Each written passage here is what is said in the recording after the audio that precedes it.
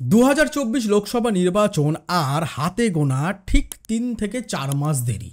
নির্বাচন কমিশন সূত্রে যা খবর তাতে করে এটা বলা হচ্ছে যে সম্ভবত মার্চ মাসের মধ্যেই হয়ে যাবে লোকসভা নির্বাচন, অর্থাৎ সময়ের থেকে একটু এগিয়ে হবে লোকসভা নির্বাচন। আর এই পরিপ্রেক্ষিতে দাঁড়িয়ে যখন 5 রাজ্যের বিধানসভা নির্বাচনে নরেন্দ্র মোদীর ঝড় দেখতে পেল বিজেপি, তখন দেশ জুড়ে বিজেপি এখন মরিয়া হয়ে তাদের প্রচার অভিযান শুরু করতে চলেছে। আর এই প্রেক্ষাপটে দাঁড়িয়ে আমরা আমাদের রাজ্য পশ্চিমবঙ্গের কথা অবশ্যই সবার আগে ভাবব।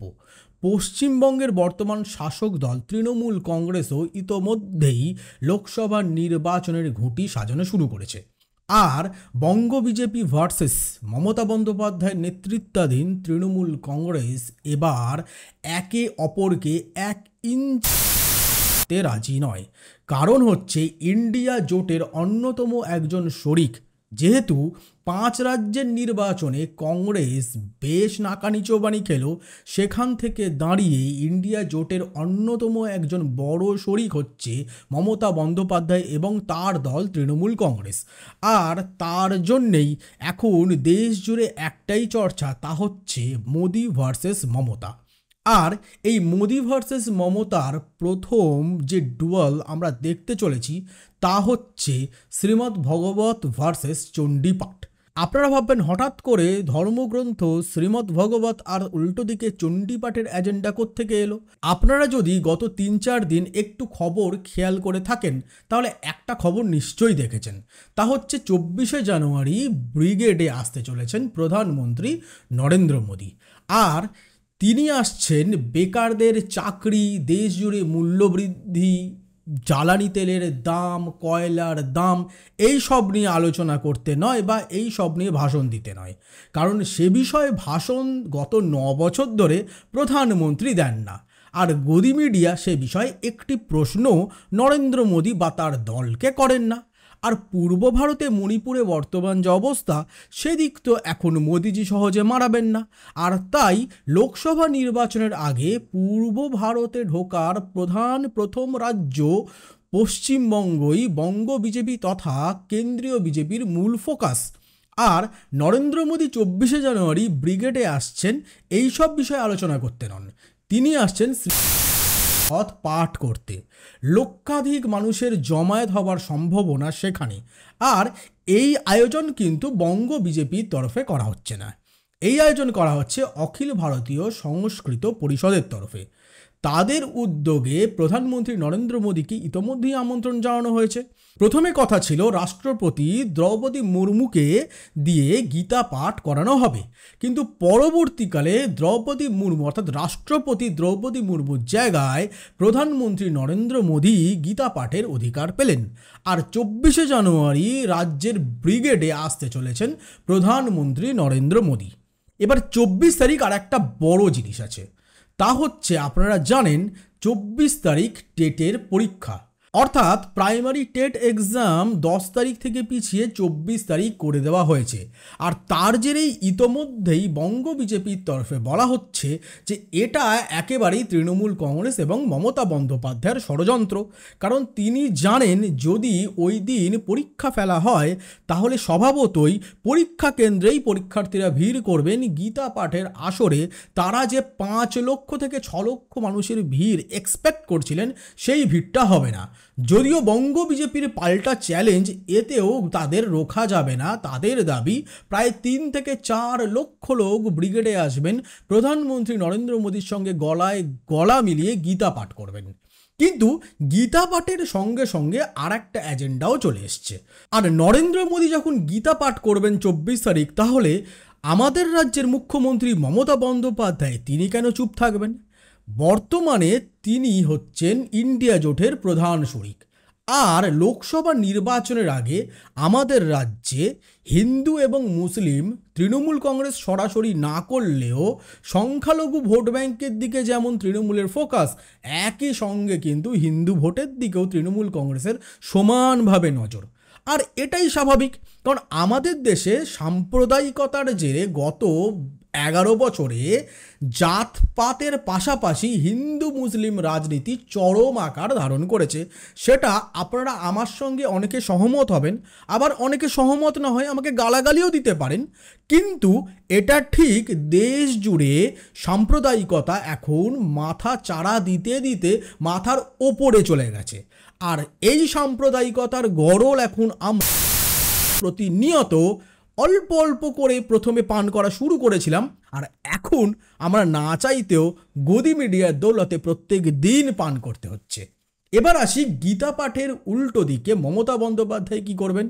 মমতা বন্দ্যোপাধ্যায় নরেন্দ্র মোদীর গীতা পাঠের উল্টো দিকে তিনি করবেন চণ্ডীপাঠ। এবার ভাবছেন এই চণ্ডীপাঠের আয়োজন করছে কে? এই চণ্ডীপাঠের আয়োজন করছে পশ্চিমবঙ্গ রাজ্য ব্রাহ্মণ ট্রাস্ট। এদের তরফে ইতিমধ্যেই অখিলগিরি এবং ফিরহাদ হাকিমের সঙ্গে দেখা করা হয়েছে এবং তাদের সহমতিও নেওয়া হয়েছে। এবং বুধবার এই ট্রাস্টের একটি বৈঠক ছিল, যেখানে এটা ঠিক করার কথা ছিল যে কোন তারিখে মমতা বন্দ্যোপাধ্যায় চণ্ডীপাঠ করবেন এবং তারা ঠিক কবে মমতা বন্দ্যোপাধ্যায়ের কাছে চণ্ডীপাঠ করার বিষয়ে তাকে আমন্ত্রণ জানাতে যাবেন। কিন্তু এই কথাটা শোনার পর আপনাদের একটা কথা আশা করি মনে হতে পারে, যে মমতা বন্দ্যোপাধ্যায় বিভিন্ন সময় প্রেসের সামনে বা নিজেদের কর্মসমিতির বৈঠকেও বিভিন্ন সময় উল্টোপাল্টা বিভিন্ন কথা বলে বেশ মিম সোশ্যাল মিডিয়ায়, সেই মমতা বন্দ্যোপাধ্যায় যদি চণ্ডীপাঠ করেন তিনি কতটা মিমের শিকার হবেন তা তিনি চণ্ডীপাঠ যখন করবেন তারপরেই আমরা সোশ্যাল মিডিয়ায় দেখতে পাবো। কিন্তু মমতা বন্দ্যোপাধ্যায় চণ্ডীপাঠ করবেন এটা কিন্তু কিন্তু এখানে একটা বিষয় বলে রাখা দরকার, মমতা বন্দ্যোপাধ্যায় চণ্ডীপাঠ করবেন ঠিক যেমনটা নরেন্দ্র মোদীও গীতাপাঠ করবেন দেখে। আর যেহেতু তারা দেখে গীতাপাঠ এবং চণ্ডীপাঠ করবেন, তাই সেখানে ভুল হবার সম্ভাবনা অনেকটাই কম হবে। অতীতে আপনারা নিশ্চয়ই দেখেছেন মমতা বন্দ্যোপাধ্যায় বিভিন্ন সময় বিভিন্ন শ্লোক বা বিভিন্ন মন্ত্র বলতে গিয়ে কেমন ছড়িয়ে লাট করেছিলেন। অর্থাৎ আপনাদের নিশ্চয়ই মনে আছে সরস্বতী পুজোর অঞ্জলির সেই মন্ত্রের কথা, বা আপনাদের নিশ্চয়ই মনে আছে মহালয়ার যা দেবী সর্বভূতেষুর সেই মন্ত্রের কথা। অর্থাৎ যে মমতা বন্দ্যোপাধ্যায় এই দুক্ষেত্রেই একসময় ছড়িয়ে সোশ্যাল মিডিয়ায় ব্যাপক মিম হয়েছিলেন, সেই মমতা বন্দ্যোপাধ্যায়ের কাছে এখন সত্যি বড় চ্যালেঞ্জ তিনি চণ্ডীপাঠ কতটা নির্ভুলভাবে করতে পারবেন। শুধু তাই না, একই চ্যালেঞ্জ কিন্তু নরেন্দ্র মোদীর কাছে, কারণ নরেন্দ্র মোদী টিপি দেখেও কিন্তু মাঝে মধ্যেই তার কথা বলতে গেলে জিভ জড়িয়ে যায়। এমনকি তিনি তার এক সময়ের মার্কিন বন্ধু খাস মার্কিন প্রাক্তন রাষ্ট্রপতি ডোনাল্ড ট্রাম্প যখন ভারত সফরে এসেছিলেন, তখন ডোনাল্ড ট্রাম্পকে তিনি ডোনাল্ড ট্রাম্প বলে উল্লেখ করেছিলেন।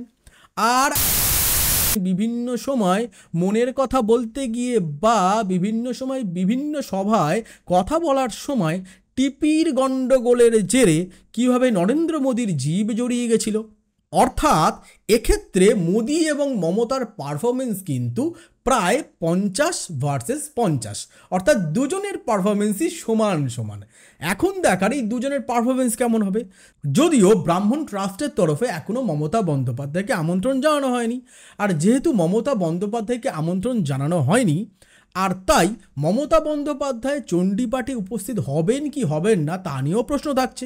ফিরহাদ হাকিমও এ বিষয়ে বলেছেন যে মমতা বন্দ্যোপাধ্যায়কে ব্রাহ্মণ ট্রাস্টের তরফে আমন্ত্রণ জানানো হবে ঠিকই, কিন্তু সেই আমন্ত্রণের পর মমতা বন্দ্যোপাধ্যায় চণ্ডীপাঠের সভায় উপস্থিত হবেন কি হবেন না তা একান্তই তাঁর সিদ্ধান্ত। সে বিষয়ে এখনই কোনো কিছু স্পষ্ট করে বলা যাচ্ছে না। কিন্তু আপনারা একটা বিষয় কি ভেবেছেন? কারণ আপনারা তো ভাবা বন্ধই করে দিয়েছেন। সামনে লোকসভা নির্বাচন, রাজ্যে বেকার ছেলে মেয়ে রাস্তায় বসে আছে, পরীক্ষা দিয়ে তারা চাকরি পাচ্ছে না। বেসরকারি ফার্মে 2019-এর মহামারীর পর দফায় দফায় ছাঁটাই হতে হতে বেসরকারি ফার্মেও একই অবস্থা।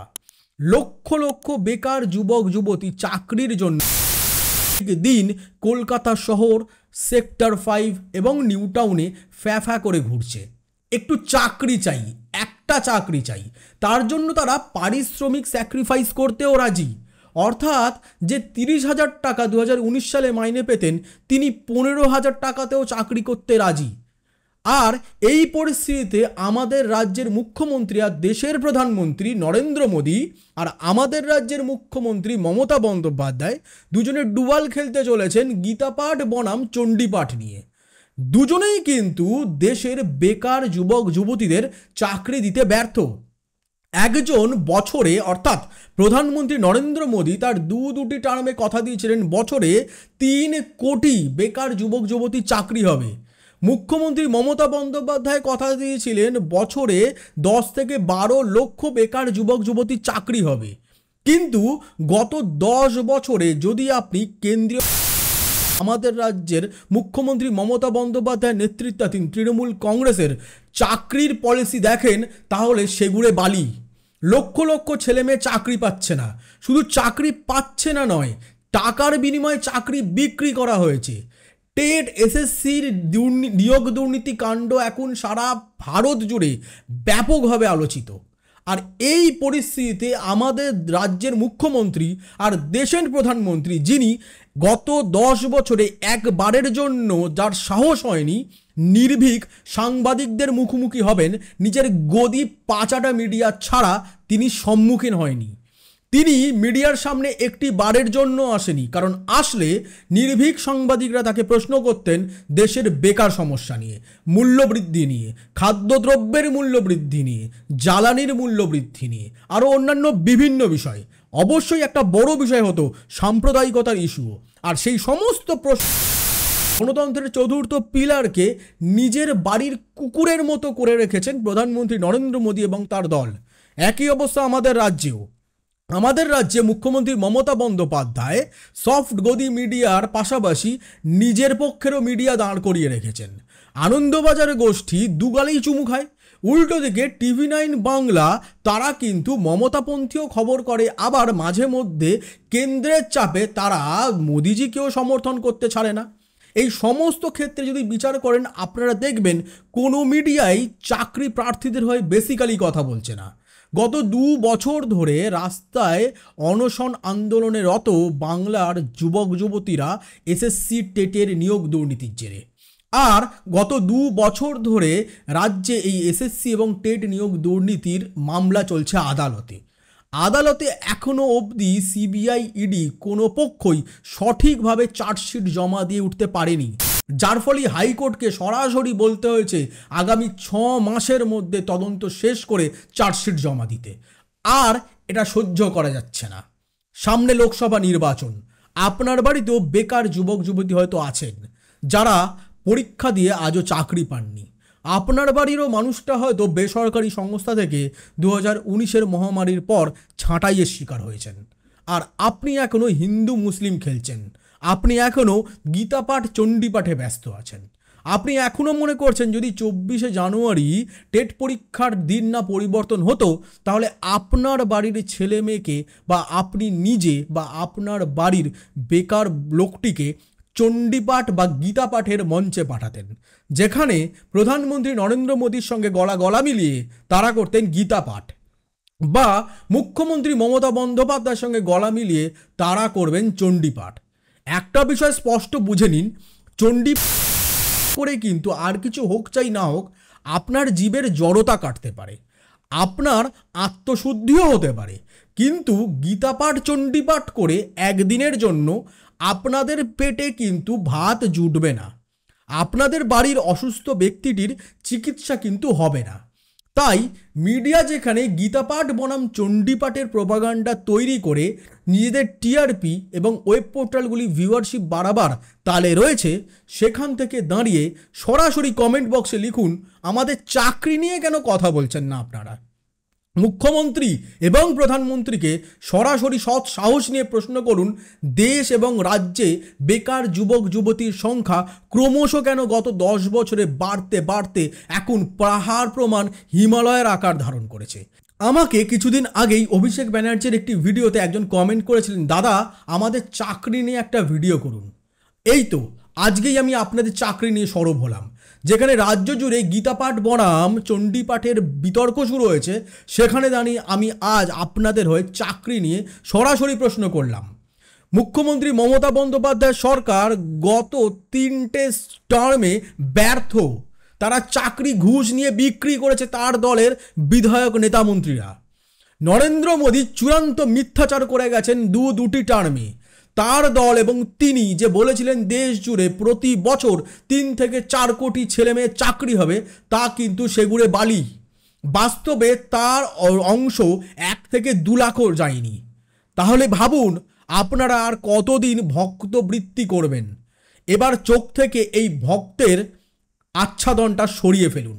লোকসভা নির্বাচনে ভোট দিন তাকেই চাকরি দেবে, শুধু কথা দিলে হবে না, বাস্তবেই তাকে ভোট দিন যারা আপনাদের চাকরি দিয়েছে বা এখন যারা চাকরি পেয়েছেন, যাদের জন্য পাচ্ছেন তাদের হয়ে কথা বলুন, তাদের পক্ষে দাঁড়ান। রাজনৈতিক ধান্দাবাজ এই সমস্ত নেতা মন্ত্রী প্রধানমন্ত্রী মুখ্যমন্ত্রীদের পক্ষে দাঁড়ানো বন্ধ করুন। আশীর্বাদ দ্য ট্রুথে আমি বরাবরই স্পষ্ট কথা স্পষ্টভাবেই বলতে ভালোবাসি। আর এই কথা তখনই বলতে পারবো যখন আপনারা আমাদের সঙ্গে যুক্ত হবেন। তখনই বলতে পারবো যখন এই প্রতিবেদন শেষে আপনার এই একটি আঙুল নিচে থাকা সাবস্ক্রাইব বাটনটিতে ক্লিক করবে, পাশে থাকা বেল নোটিফিকেশনটাতেও ক্লিক করবে, আর লাইকটাও করবে। শুধু তাই না, আপনার মতামত আপনি জানাবেন কমেন্ট বক্সে। তাহলেই আগামী দিনে আশীর্বাদ দ্য ট্রুথ এইরমভাবেই আপনাদের হয়ে সরব হতে পারবে। দেশের গদি মিডিয়া বিকিয়ে গেছে, রাজ্য মিডিয়া আর দিদি মিডিয়াও নিজেদের কলম শাসকের পায়ে বিলিয়ে দিয়েছে। তারা এখন শাসকের পিলারে বাঁধা কুকুরে পরিণত হয়েছে। সেখান থেকে ইউটিউবে আমার মতন অনেক সাংবাদিক চেষ্টা করছে আপনাদের হয়ে কথা বলার, প্রশ্ন করার সরকারকে। আপনারা আমাদের সঙ্গে জুড়ুন, আর একই সঙ্গে আমাদের আরও শক্তিশালী করে তুলতে সাবস্ক্রাইব করতে এখনই ভুলবেন না। প্লিজ যাবার আগে সাবস্ক্রাইব করে যান। আমি আশীর্বাদ, আপনারা দেখছেন আশীর্বাদ দ্য ট্রুথ। নমস্কার।